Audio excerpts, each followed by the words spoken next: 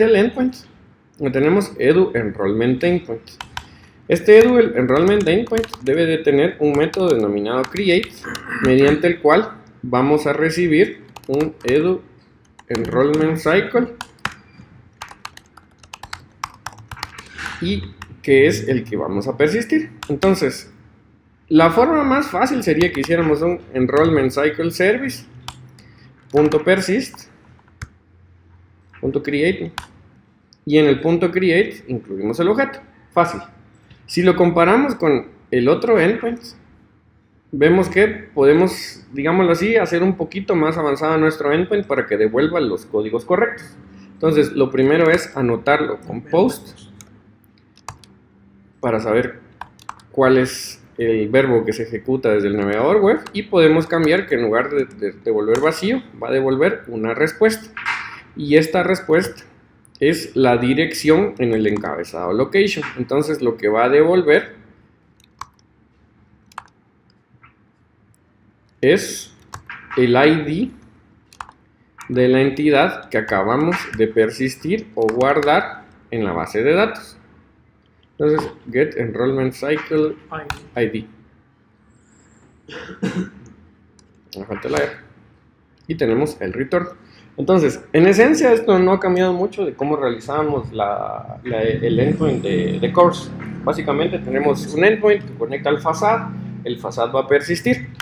Y voy a aprovechar para provocar un error clásico en esta instancia. Okay, guardamos el código. Listo. Y la primera vez que yo intente persistir, en teoría mi JSON está bien. Si te das cuenta, respetamos los cursos, tenemos dos cursos dentro de un arreglo que pertenecen a un objeto.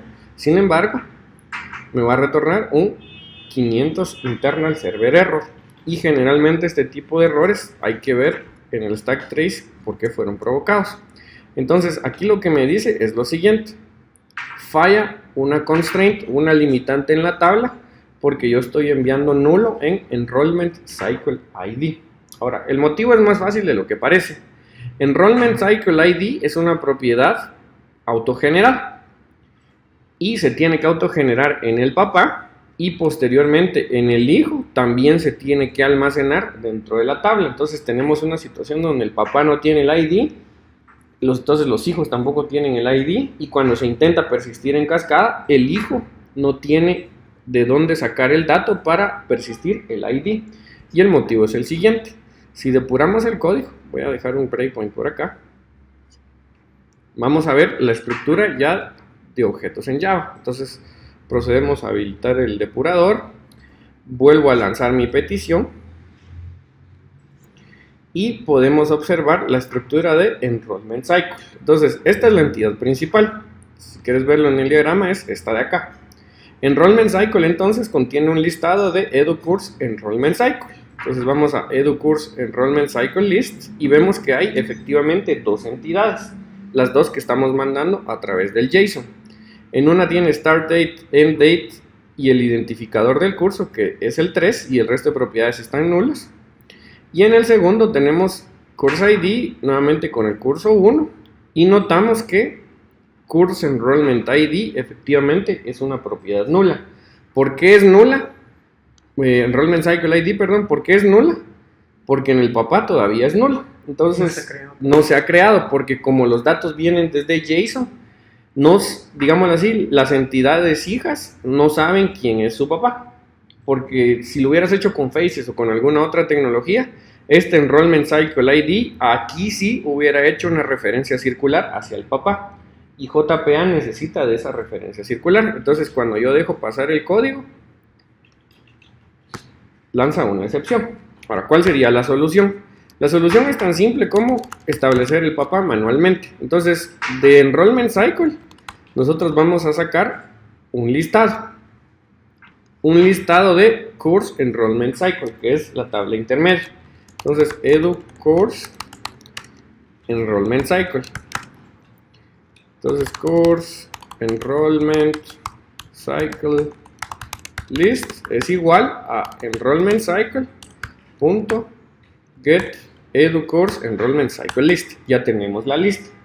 Y lo que quiero es que a cada de uno de los elementos en la lista, su papá sea esta misma entidad, porque recuerda que como estamos en stack y en heap, cuando yo saco un listado a través de un get, lo que estoy obteniendo es una referencia, que es un objeto. Entonces yo voy a manipular esta lista. Podríamos hacerlos con un for o con algo más fácil como con un for each, porque estamos en Java 8. En el caso de Java 8, entonces yo voy a decir que para cada X, yo voy a establecer que su enrollment cycle ID o su entidad papá es el papá original. Solo ese workaround tuve que hacer porque no existía dependencia circular para la persistencia. Entonces, ¿qué fue lo que hice acá? Saqué el listado intermedio y además de establecer el curso, le establecí el papá, que era la entidad superior. Entonces, una vez que tenemos esto listo, si quieres veámoslo de forma gráfica, después lo voy a mostrar, una hoja que tenemos por ahí.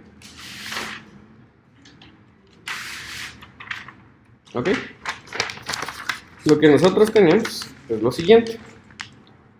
Acá tenés como padre a la entidad edu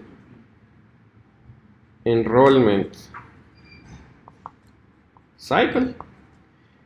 Este contiene un listado de edu course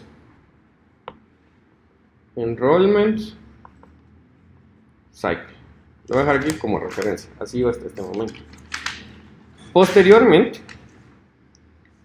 cada uno de estos va a tener ahorita una referencia a EduCourse. Y además de tener la referencia a EduCourse, tendría que tener de vuelta una referencia hacia Edu Enrollment Cycle. Pero todos estos de acá, todas las de la tabla intermedia, tienen este papá como vacío por la forma en que trabaja el marshalling del JSON. Entonces, con mi expresión que yo coloqué acá, que es básicamente un for each abreviado utilizando un consumidor y lambdas, yo recorrí cada uno de estos intermedios y les fui asignando el papá manualmente, solo para que se pudiera persistir adecuadamente. Para que los pueda identificar ya los hijos. Ajá, entonces, una vez que recorro los hijos y le establezco quién es su papá, literalmente ya tienen los dos padres dentro del esquema. Ya tienen el course que yo mandé desde la aplicación, desde la API, y ya tienen el enrollment cycle que efectivamente yo había mandado, pero todavía no se había dado el paso final de establecerlo como referencia.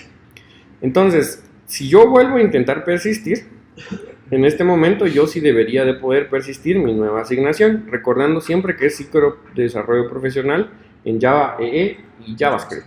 Entonces mandamos a persistir, se pausa el software, lo dejo pasar y bueno, corté alrededor de 2 minutos, pero básicamente lo que me hacía falta era desplegar la aplicación.